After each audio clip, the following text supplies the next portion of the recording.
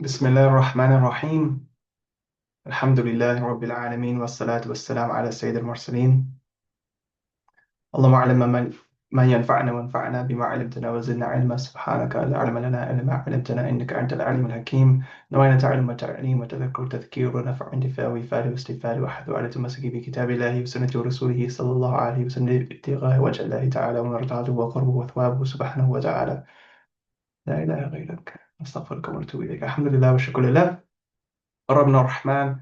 We have completed 15 lessons and we are on our 16th lesson today. Bidnillahi ta'ala. We will be covering. So, first, a review, as is our pattern. So, we had the new vocabulary, specifically from the chapter of Qawa'id al-Aqa'id from the Risalat al-Jami'ah. And we covered the grammar rule of negation. So always we try to have this pattern of vocabulary and grammar. Alhamdulillah. So we learned 5 different particles, in fact, 4 particles and 1 verb, right? 4 of them, 4 of the negations we learned were huruf, and 1 was actually a fi'l. Laysa is a fi'l. Just to go over them very quickly, right? We have 2 types of la. We have la bi fi'lin and then la bi ismin. The la bi fi'lin, you see it doesn't change the i'rab. Yeah, you see the la bi fi'lin in the first example does not change the i'rab. La bi fi'lin in the second example changes it, makes it jazm, right? Makes it majzoom. So la bi fi'lin is just acting as a harf. La bi fi'lin in the second example is acting as a harf jazm, which is a harf which makes something majzoom. Just like harf al-nasb makes something mansoob, harf al-jar makes something majroor, harf al-jazm makes something majzoom, harf al-jazm. لا باسم لا حول مثلا لا قوة لا إله. It's a negation of the entire genus of whatever you're negating, right? So la hawla, so all types of hawl are being excluded in this, la hawla. And then of course lan, lam, and ma, those are the other particles. So fa, or excuse me, la was one of the 4 particles. Lan, right, is the future. Lam is the past, right? And lam and ma are both dealing with the past, but the difference between lam and ma is what type of verb it's used with, right? Lam a'bud and ma abadtu both mean negation, worship, me, right? It's a I. A'bud is, me speaking, so it's a first person singular and it's past tense, right? Even though a'bud is I worship present tense, lam is like the word didn't or doesn't, right? So it's a past tense negation. So lam a'bud and ma abadtu are both negative and they're both past tense, right? So lam and ma are both used with past tense, or excuse me, they both indicate past tense. The meaning is past tense, but the verb that it's used is different. You can see ma is used with a past tense verb and lam is used with a present tense verb to convey a past tense meaning. Now, and then laysa, which I didn't include. So let's dive right into the new text. So I handed out the text at the beginning of the year, and you can follow along. We just are continuing from where we stopped, right?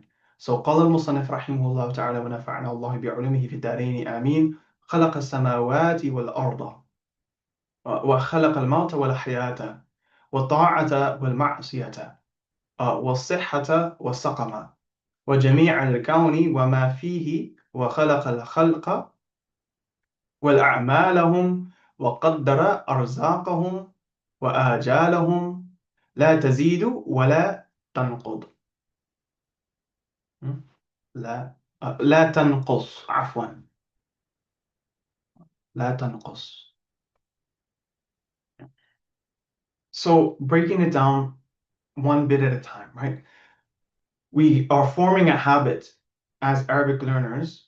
We're forming a habit of how we approach a text. I could pick up an Arabic text, Quran or something else, and I can just read through it the way I learned my qaida and I'm able to make the sounds without any understanding, or I can approach it a different way.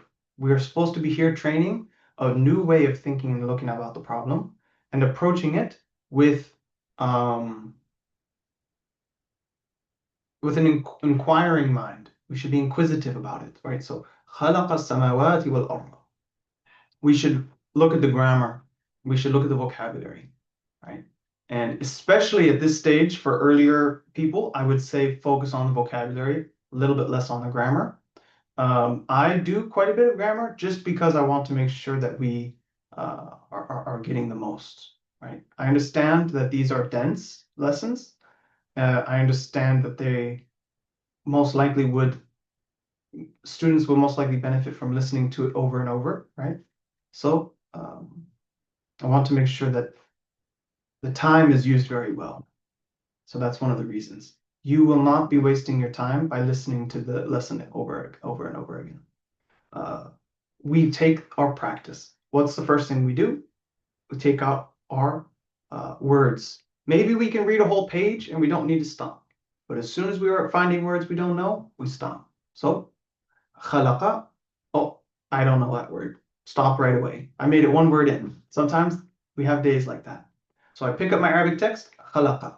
What does that mean? That's a new vocabulary word. Write it down. Khalaqa. Samawat. That's a new vocabulary word. Write it down. Wa. Right? We know that word, alhamdulillah. Right? Ard. That's a new vocabulary word. Write it down. Why is it samawati? Why isn't it samawata? Khalaqa samawata. Khalaqa is a verb, right? How can we tell it's a verb? There's nothing. There's actually a few indicators that it is a verb, but let's take the definition. Khalaqa. It means he created. He created samawat. We learned it should be mansub, right? Samawat should be mansub. So why is it samawati? These are kind of questions which you might not be asking, but if you are asking yourself these kinds of questions, that is a sign, my dear respected brothers and sisters, that you are someone who is gifted in the Arabic. Allah has put a natural ability for you in the Arabic. If you don't recognize that or see these things or ask those questions that I was just doing, don't be afraid. If you were confused by the 2-minute tangent I just took, don't be worried. That was just a bit of a teaser for people who are naturally inclined to Arabic, right? But for the rest of us, what are we supposed to do? Like myself included, right? I struggle. So khalaqa, let's look it up. Khalaqa, it's a fi'l. Samawat, it's an ism. Wa, it's a harf. Al-ard, it's an ism. Are we able to break down these words? Can we recognize what these words are? Even if we don't know the meaning. Al-ard, for example. I would be confident to say that this is a noun because it starts with the alif lam. And that article indicates a noun, right? Indicates a noun. So there are certain tips and tricks we can see. This ending in a fatha, khalaqa, right? Khalaqa, that's a very common wazn or sigh, right? That's a very common structure for verbs to be on. So maybe I just recognize that. Khalaqa, for example, right? What case is samawat? Would any of our students care to jump in and answer? What case is a samawat? It's acted on by this verb, khalaqa, he created, khalaqa samawat. So which case should it be in? I'll give everyone just a few seconds. You can put it in the chat or you can use you can go off mute. Marhaban.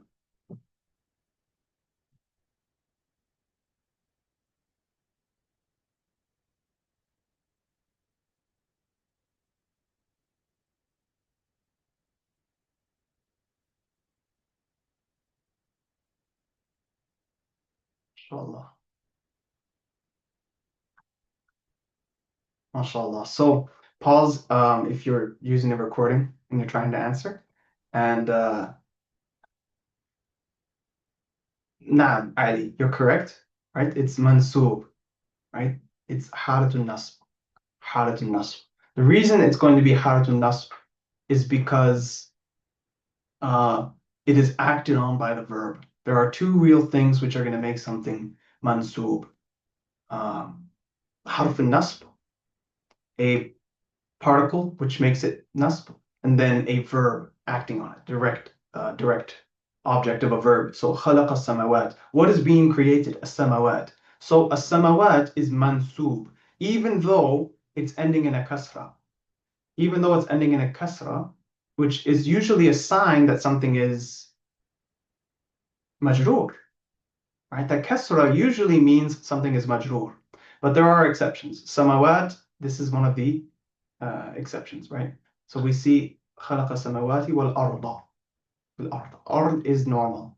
It's has a fatha, which is what most mansub words should have, is that fatha. Now, أحسنت. أحسنت, well done. Why does it have a kasra, right? الأرض. الأرض. What case is الأرض in? What case is الأرض in? If you'd like to pause it, but I'm gonna say the answer now. So if you don't want the spoiler, pause it. What case is الأرض? خلق السماوات والأرض. خلق is acting on samawat and it's also acting on الأرض. So that wa, right, is not starting a new sentence. He created the skies and if I wanted to make a completely new sentence, he created the skies and rain comes from the clouds. So I'm making a new sentence. Rain is the subject, comes from, right, the clouds, like that. So I'm making a new sentence. But if I don't have to, I could say he created the sky and the rain. And instead of saying and the rain comes from the clouds, I could just put a full stop there. You don't know except for by context. Okay? In English as well. You don't know except for from context. So you're going to be looking at this. This will happen to you. I'm talking to each of you personally now as your brother. It will happen to you. It's happened to me so many times where you know the vocabulary words and you're reading a sentence and you know the grammar. There's no reason you shouldn't be able to understand the sentence you're looking at, but you just, for some reason, it just doesn't come out. Right? Don't be frustrated or tripped up on that. Don't be frustrated or tripped up on that. خلق السماوات والأرض.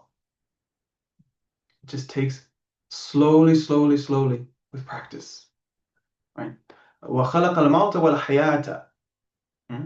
الذي خلق الموت والحياة لنبلوكم أيكم أحسن عملا وهو العزيز الغفور. Surah Al-Mulk. That's a nice. Why is that included in Qawaid al-Aqaid? Why is that even included here, right? خلق السماوات والأرض. He created everything, the skies, the heavens, and the earth, right? So he created the heavens and he created the earth. He created both of those things. And then our author repeats the verb, وَخَلَقَ. But if he wanted to, he could just continue. He could say, خَلَقَ السَّمَاوَاتِ وَالْأَرْضَ وَالْمَوْتَ وَالْحَيَاةَ وَطَاعَةَ وَالْمَعْصِيَةَ وَالصِّحَّةَ وَالسَّقَمَ وَجَمِيعَ الْكَوْنِ وَمَا فِيهِ. He could have just continued and doesn't need to repeat the verb خَلَقَ. But he does. He does in pairs. So he shows you samawat wal-ard as a pair. And then he shows you al-maut wal-haya as a pair. And I brought this verse up as an illustration so that we can see that Allah, some people are surprised, Allah created death, right? Allah created everything. Allah created everything. It is not that Allah created life and then the devil created death, and Allah created goodness and the devil created evil, and Allah created health and the devil created diseases. No, right? As we see even in our next verse, I'll go back to that. I want to go to this verse. وَالطَّاعَةَ وَالْمَعْصِيَةَ. So it's not a verse of poetry, not a verse of Quran, but this is a human author.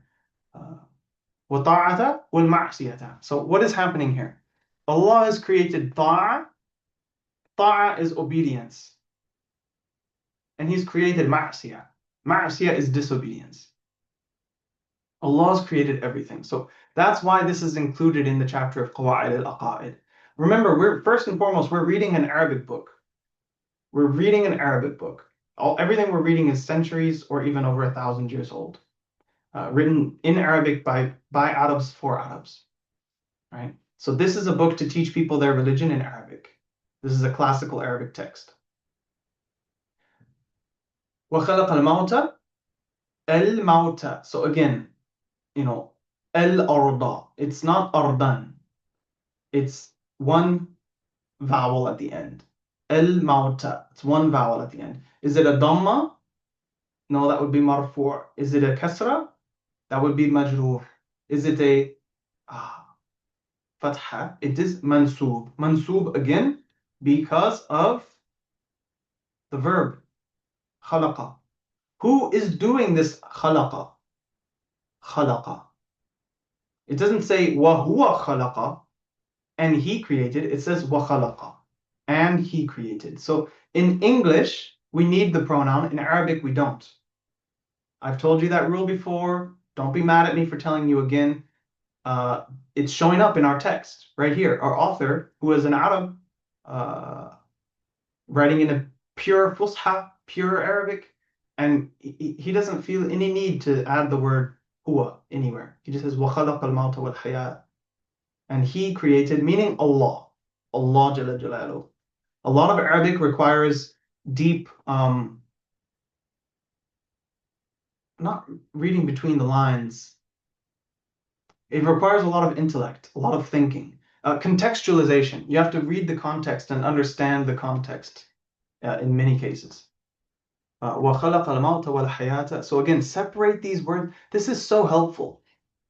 You might think that it is not, but it is really helpful. And I encourage all of you to take an exercise of reading through something, maybe even a verse of Quran. Pick up the Quran, read 1 or 2 verses, a couple lines, and separate them, parse out every single word. Wa is its own word. Khalaqa is its own word. A lot of times we have words that come together, right? And we'll see that presently. But break it down and then make sure you reinforce the basics. What are the 3 أقسام الكلام? Right? كلام أقسامها 3 وهي الحرف والفعل والاسم. So this wa is a harf, khalaqa is a fi'l, and al-maut is an ism. And if you want to be really specific, you could even separate al as a harf and then maut as a ism. Instead of al-maut as one word, you could separate it as 2 words. The grammarians of Arabic are of a different opinion about whether al is a harf or whether it is a part of the sarf or the actual sarf nahwi lil-asma. What case is al-maut? What case is al-maut? Right? What case is al-hayata? And if we're stopping here, we would not say al-hayata, we would say al-haya. The ta marbuta makes a ha sound when it's on stop. So al-haya, al-haya, right? Hayat, where you end with a T, is, in Urdu, they don't have waqf, right? They say salat and hayat with a T. In Arabic, unless you're continuing the sentence, like mauta wal haya, I'm continuing the sentence. But if it's the end of the sentence, you think of a period, you think of a punctuation mark, you're stopping, right? So a part of the waqf, a part of the stoppage is you don't pronounce. So that's why I say maut. What case is maut, al-maut in instead of al-mauta? So al-mauta is mansoob and al-hayata is mansoob. They're both حرف النصب بسبب الفعل خلق. وطاعة والمعصية. And again, our author is repeating, which is beneficial for students such as ourselves because we get the great vocabulary and we get the great practice of the grammar. So we understand the grammar. خلق السماوات والأرض. Samawati is only kasra because of that word, not because of the grammatical case. It is mansub. وخلق الموت والحياة والطاعة والمعصية والصحة والسقم. Right? So he's repeating, and again, I'll go through and I'll ask you, what is it? Wa is a harf, الطاعة is an ism, waw is a harf, المعصية is an ism. I could even ask you what's the case, and I do ask you, right? الطاعة is an ism mansub, right? Ism mansub. If I want to say nasb, as Ali did earlier, if you want to say nasb, that's halatun nasb. It's in the accusative case. If you want to say accusative by itself, then you have to say mansub. It's two words in Arabic. Ism mansub is an accusative noun. Ism mansub. Ism mansub. If you want to just say accusative case, you have to say halatun nasb. Halatun nasb. So الطاعة اسم في حالة النصب. طاعة is a noun, اسم في حالة النصب. In the case of, in the accusative case. طاعة اسم منسوب. طاعة is an, or is a, or is an accusative noun, right? Is an ism mansub. It is an accusative noun, right? معصية, المعصية. We got the repetition in the previous verses. Now in this one, we're expanding on it a little bit.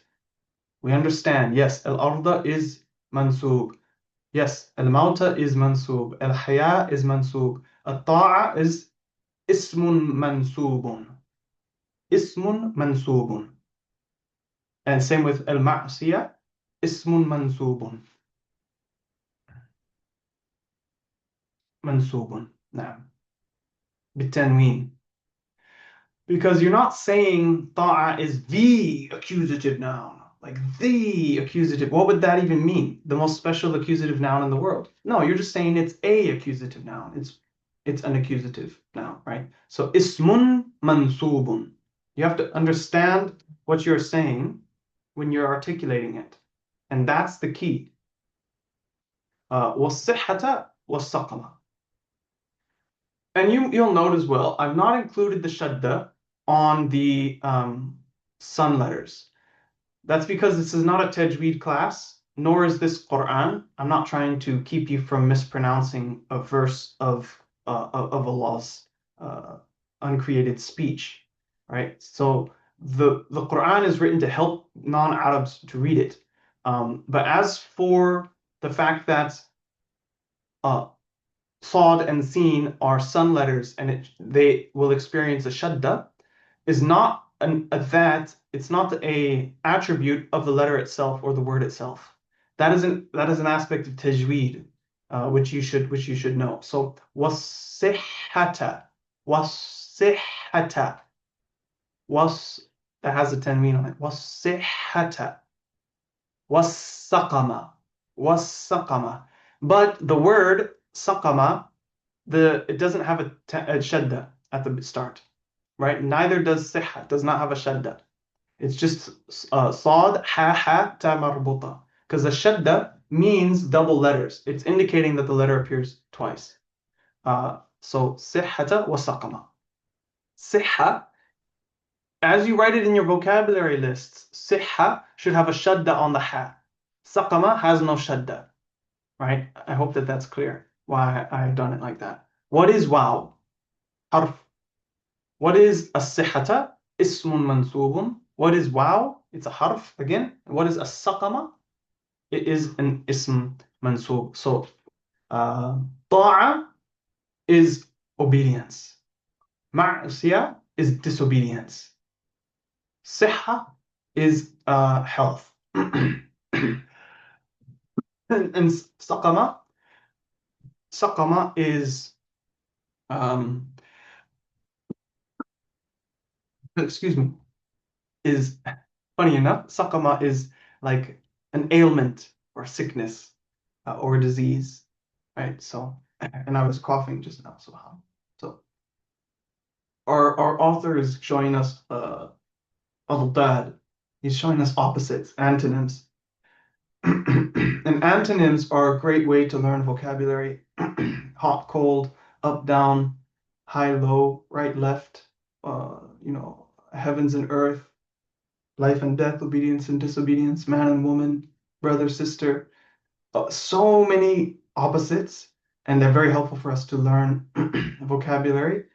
And we have a higher retention rate to remembering when we learn with various different ways because it embeds the meaning in our hearts. Our author continues, there's no khalaqa here. It just says وَجَمِيعَ الْكَوْنِ وَمَا فِيهِ. نعم. So first we have the breakdown of this clause. واو جميع الكون واو ما فيه. And in fact, as I've said before, you can separate el from kaun, and you can separate the prefix and suffix. So fi, fihi, you can separate that as you'd like, as you can see here. Wa is a harf. Jami' is an ism. Al-Kawni is an ism. Jami' al-Kawni as a phrase, as two nouns going together. What type of a construction is that? Think about that. Wa is a harf, ma is a harf, fi is a harf, and finally, hu is an ism. It's a pronoun. In English, we say pronouns, he, she, they. A pronoun is still a noun. So hu, huwa, hiya, all those, whether they're attached or detached, those are nouns. Those are asma. Those are nouns. This is an ism, right? So jami', what is jami' al-kawni? First off, what is the meaning of that? Right? What is the structure that's being used here? And importantly, what grammatical case and why? Right? These are some of the investigative questions that we look at as beginners in Arabic. Not that we answer everything lightning fast like a teacher who knows the subject.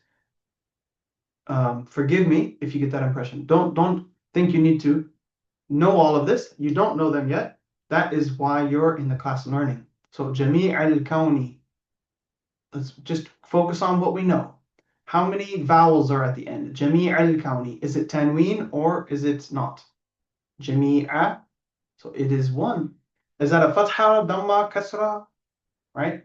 Like we learned with samawati, it's not always going to work. Samawati, it's a kasra, but it's actually mansub. That's an exception to the rule. Doesn't mean we don't benefit from the rule. What is it? Fatha, dhamma, kasra? It's a fatha. Jami' al-Kawni. So it's a fatha, which means most likely I'm looking at something that's mansub. Jami' al-Kawni. Al-Kawni. So that looks to me, the next sentence has the alif lam, or excuse me, the next word has the alif lam. First one didn't, even though it was also definite. And it ends in a kasra. It's majroor, kawni. I don't know what it means. Jami', I don't know. Kawn, I don't know. But I didn't tell you the definitions. I just told you some grammar. Okay, I'll do it one more time, a little bit quicker. Jami', so I'm looking at it. Wa jami'. Well, wow, I know is and, so I'm going to take that word out, right? I separated it in the left-hand column already. I did a word by word, so okay. Now I'm looking just at jami'. What is that? What's going on here? One vowel, and what type of vowel? It's a fatha. Okay, next one. One vowel, it's got alif lam, and it's a kasra. So it's got the alif lam and the kasra. These look to me like two nouns. Noun, noun. One is definite, even without the alif lam. The other one is majroor. This is looking to me like a possessive construction. Huh? I don't know what jami' al-kawni is, but I can tell you the jami' is of the county. It's a possessive construction. Jami' of the county. So I just need to replace jami' and county. Jami' is like a group or all. County is being. So existence. So jami' al-county, all, jami' of the county, all of the existence. Jami'a, uh, all of the county, being, all of the being. So, خلق الله, who, right? Allahu, خلق الله السماوات وخلق الله الأرض وخلق الله الموت وخلق الله الحياة وخلق الله الطاعة وخلق الله المعصية وخلق الله الصحة وخلق الله السقم وخلق الله جميع الكون. Allah created this and that and this and that, and Allah created Jami' al-Kawni. He created everything that exists. He created the totality of being. وَمَا فِيهِ, and whatever is in it. So everything and even whatever is in it. So our author is not leaving any room for a philosopher to come along later and argue about essences, or that Allah doesn't know the distinction. He only knows he doesn't know the specific. He just knows the universal truths. Ma'adallah. These are some of the words of the philosophers who have gone astray. And we are in a chapter of theology, dogmatic theology, right? Aqa'id. So may our may we benefit from this bi'idhnillah ta'ala in meaning as well as in Arabic. But our primary focus is learning the Arabic, so we can engage with these classical texts ourselves and we can learn ourselves. وَمَا فِي, again, fi is two words, right? Ma sometimes can mean, and this tripped me up a lot when I was starting off with Arabic. Ma can sometimes mean what, and it can sometimes mean like a negator word, like not. وَمَا فِيهِ, and not what's in it. But here it means and what's in it. وَمَا فِيهِ, and what is in it. So ma has two polar opposite meanings. Mawla is another example of that. Mawla can mean slave, but it can also mean master. So you can be very confused sometimes. There are a lot of auto antonyms in Arabic. Anyway, جميعا, it's an ism mansub, al-kawni, it's an ism majroor. What do we know when we have a noun followed by a majroor noun? Oftentimes, if we are looking at an idafa construction, is a possibility, something to look at, right? Jami', is it definite or indefinite, right? Again, go back over these, review these, think about these, and what I'm telling you is not what I'm telling you, my dear respected brothers and sisters, is not specific only to this one book. You can literally pick up anything. I can pick up any random sheet of paper with Arabic text, whether it's a book or anything. Just pick up any old thing, and you can do exactly what I'm doing. Break it down by word, break it down by the i'rab, the grammatical case. Is it ending in a fatha or a dhamma? Is ending in a kasra? Go on and on and on. Try and circle. Can I find when a word is being used as an attribute to describe another word? Can I find when a word is in possessive case with another word? Can I find, try and look for examples as much as you can. Is jami'a definite or indefinite? So we walked through these, right? Why? That's a very important question. Why? And the answer is not because it has a single fatha. It has a single fatha because it is definite. But why is it definite? So my coughing is not my cold. It's a symptom of my cold. I have a chest infection, sinus infection. But alhamdulillah, Allahul musta'an. I hope that's clear. I hope that the point is clear. What is the relationship of the word jami'a and the word al-kawni? right? It is either you take the last word, you add that apostrophe S, and then you put it before beings all. That doesn't make sense. Or you use of the. Instead of just al meaning the, it means of the. So jami' of the kaun. All of the beings, or all of the existence. Or in English, you might simply remove the word the and just say all existence or all creation. Jami' al-kawn, in fact, is often just translated to mean the universe, because universe is Greek uni, meaning one or including all, verse meaning existence. So universe means the one all-inclusive existence, referring to. So Jami' al-kawn may very well be, or universe may very well be a good translation for Jami' al-kawn, right? But Allahu A'lam. We are translators, so this is a part of the work that you, as an Arabic translator, need to start doing and need to start thinking.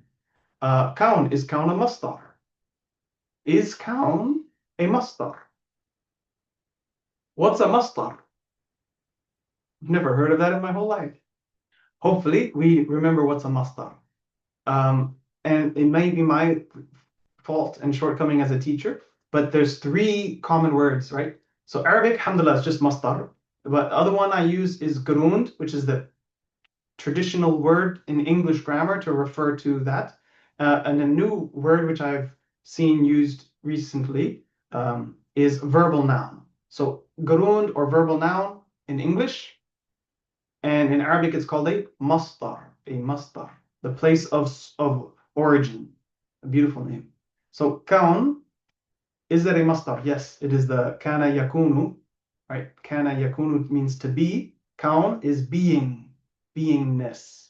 So remember, a masdar is that ing word. So if you remember, masdar is the ing word, and I was talking about kaun means being, then you can know being, that it's the masdar, it's the ing word of be, to be. Now, well, what verb does it come from? Kaun. It's the masdar of kana yakunu. And there's no hard and fast rule for the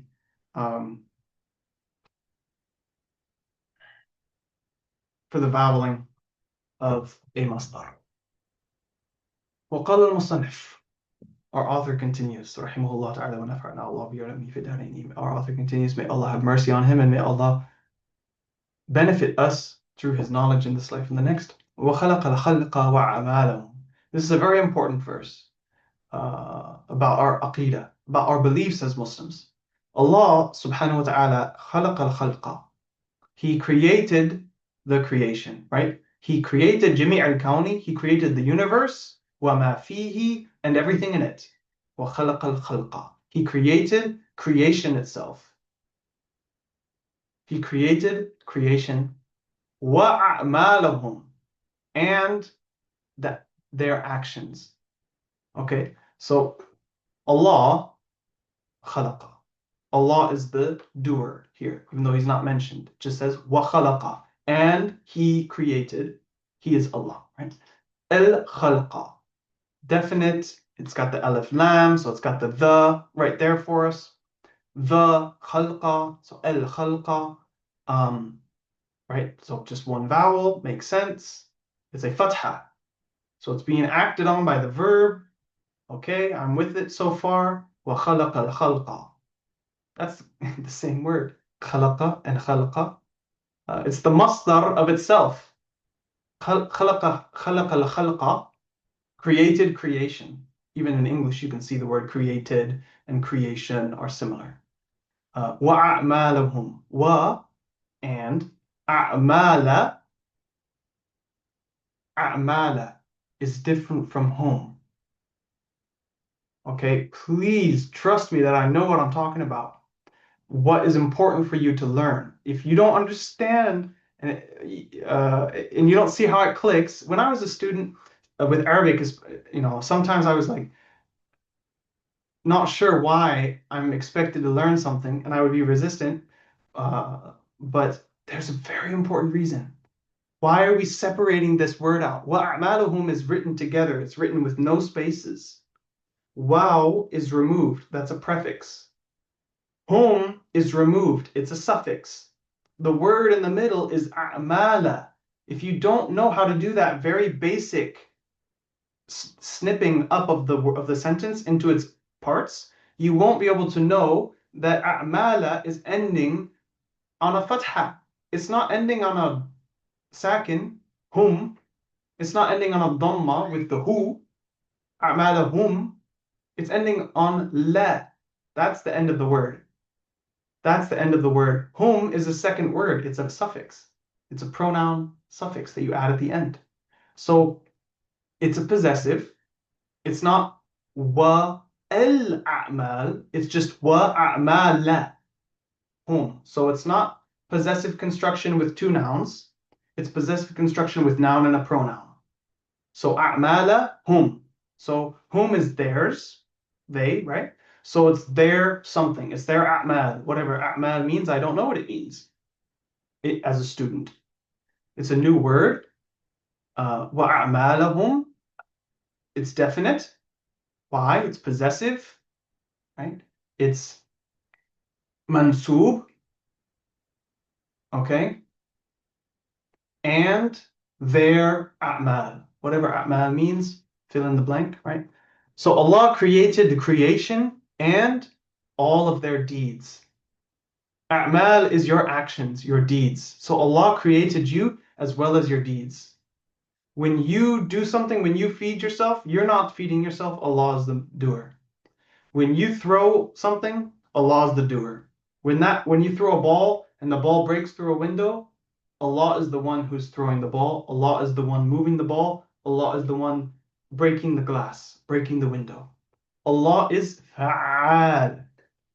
El-fa'al. He is the doer of everything, the efficacious, the one who makes things happen. That is Allah subhanahu wa ta'ala. So a part of our aqidah, we're learning, our author writes, وَخَلَقَ الْخَلْقَ وَأَعْمَالُهُم. Allah, the Almighty, created all creation and their actions. خَلَقَ أَعْمَالَ. Notice that they're both definite, but one of them is definite because of the article alif lam, and one is definite because of the hum suffix, which is not included in that example there. Yes, why is it definite? And do check to make sure you get the emails, because I send these slides out along with various other helpful handouts and activities. So you guys have these at home. Is khalq a masdar? Yes, it is. What verb does it come from? Right, خلق الخلق. It's from خلق. وقدر أرزاقهم. So rizq. That's a word that we know. What's the plural of rizq? It's arzaq. Rizq, arzaq, I think is a word that we already learned. وقدر أرزاقهم. Again, we're separating arzaqa is separate from hum. So arzaqa is receiving a verb. Finally, we have a new verb instead of khalaqa. Our verb has been khalaqa all the time. Now it is qaddara, right? It's to determine. That's such a beautiful word. How can I translate it into English? Qadr is power. It's on the second wazn. It's giving it.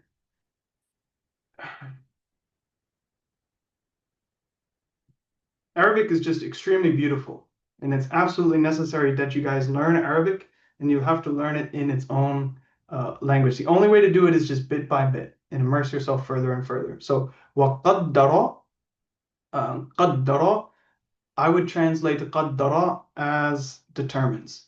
وَقَدَّرَ أَرْزَاقَهُمْ وَآجَالَهُمْ.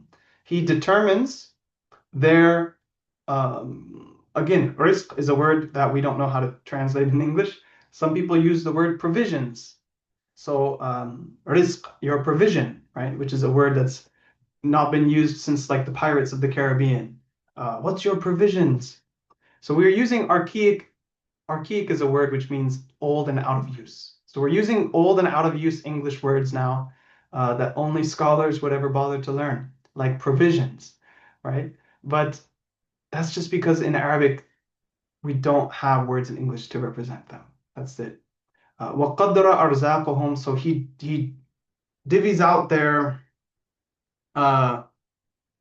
provisions. وَآجَالَهُم. So ajal, right, is the plural, and it means literally your lifespans. So he determines your provision and he determines your lifespans. Not whom. So he determines their provision and he determines their lifespans. وَقَدَّرَ أَرْزَاقَهُم وَآجَالَهُم. Okay, here I'm inviting all of you to give a grammatical analysis. I do see we're a little bit late on time. This is a heavy class here. So I want you to just think about this briefly.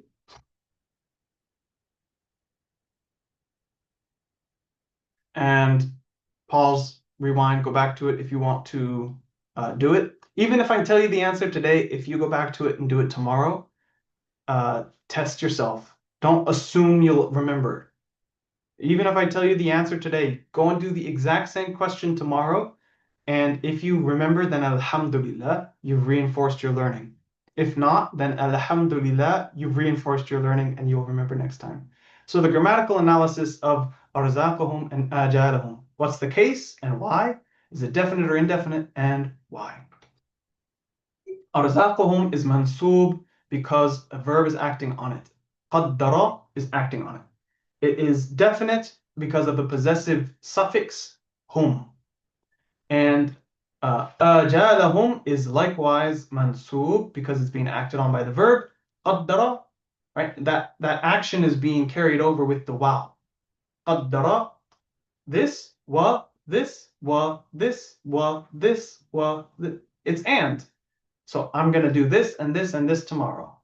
I can't say I'm going to do this, this, this. I have to say this and that. So qaddara arzaqahum wa ajalahum. So same reasons. Again, you're just learning that the verb can carry its meaning over. لا تزيد ولا تنقص. So zada yazidu, right? It means to increase. So لا تزيد ولا تنقص, right? ينقص means to make smaller, to decrease. So قدر أرزاقهم وآجالهم, Allah determines their provision and their lifespan, and the created beings do not لا تزيد ولا تنقص. They don't increase it and they don't decrease it. Ourselves, we do not increase our risk, even though many of us think that we do, going to university or doing certain jobs, and then we don't decrease it either by thinking about mistakes or certain things. So let me see.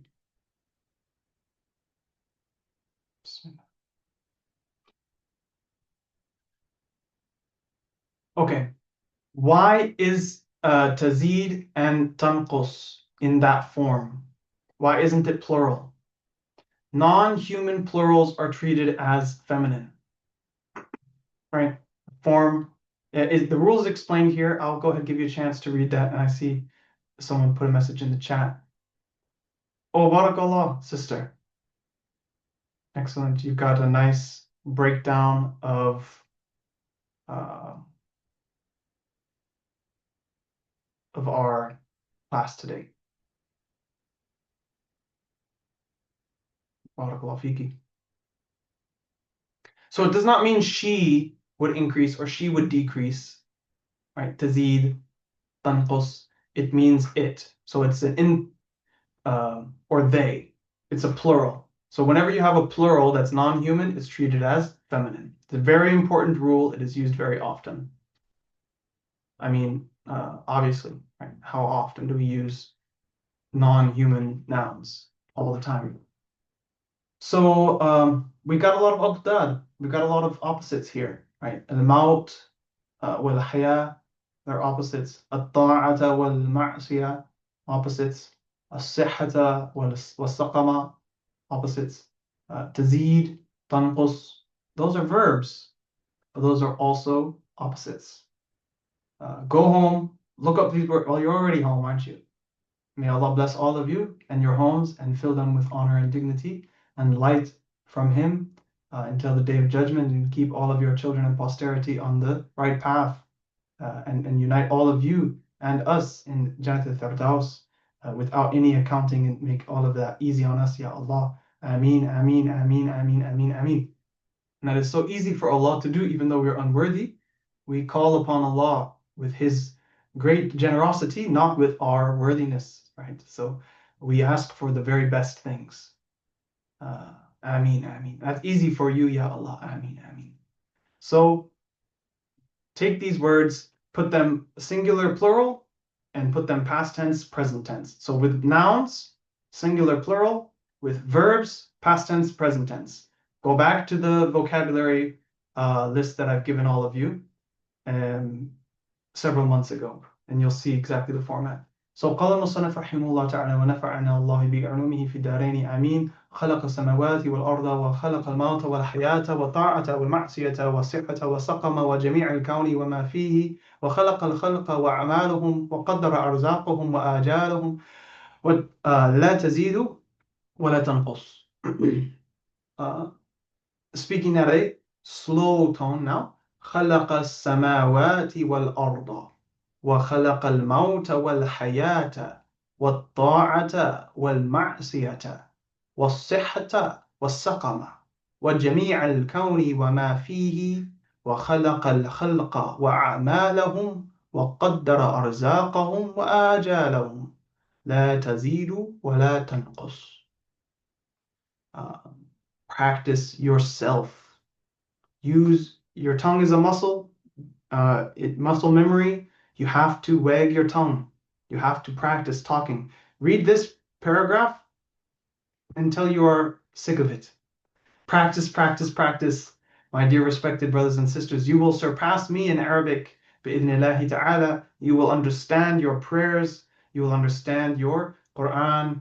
And you will understand the du'as and the ad'iyah and the adhkar that you make. And you will understand the words of the scholars. You will understand the nafahat when the ulama are speaking the breaths of the beloved sallallahu alaihi wasallam, narrating his hadith. All of these meanings will come directly into your heart, and they will have a profound effect on you and those around you. اللهم اغفرنا وارحمنا واعف عنا يا غفور. الفاتحة.